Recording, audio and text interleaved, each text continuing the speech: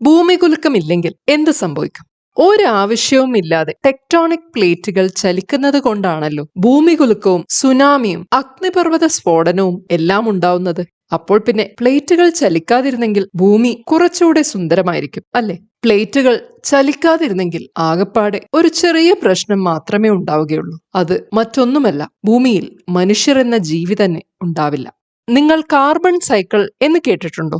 ഫലകങ്ങൾ ചലിക്കുമ്പോൾ ഭൂമിയുടെ അടിയിലെ കാർബൺ ഡൈ ഓക്സൈഡ് പുറത്തു വരികയും വായുവിലെത്തിയ കാർബൺ മഴവെള്ളത്തിൽ കലർന്ന് തിരിച്ച് ഭൂമിയിലെത്തുകയും ചെയ്യും.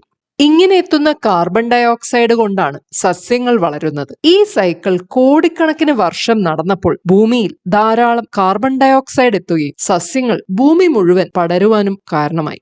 സസ്യങ്ങൾ പടർന്നതോടെ സസ്യബുക്കുകളും മാംസബുക്കുകളും എല്ലാം ഉൾപ്പെടുന്ന ആവാസ വ്യവസ്ഥ രൂപപ്പെടുകയും ചെയ്തു. ഒരു പക്ഷേ ടെക്ടോണിക് പ്ലേറ്റിന്റെ ചലനമില്ലെങ്കിൽ കാർബണും ഉണ്ടാവില്ല. ഭൂമിയിലെ സസ്യങ്ങളുടെ എണ്ണവും പരിമിതമായിരിക്കും. ഭൂമി തന്നെ ഇന്നുള്ളതുപോലെ ആയിരിക്കില്ല. പ്രധാനപ്പെട്ട ഒരു കാരണവും കൂടി, കാർബൺ എന്ന ഗ്രീൻ ഹൗസ് ഗ്യാസ് പടർന്നില്ലെങ്കിൽ ഭൂമി മൊത്തം തണുത്ത് ഐസ് കൊണ്ട് മൂടിയിട്ടായിരിക്കും ഉണ്ടാവുക.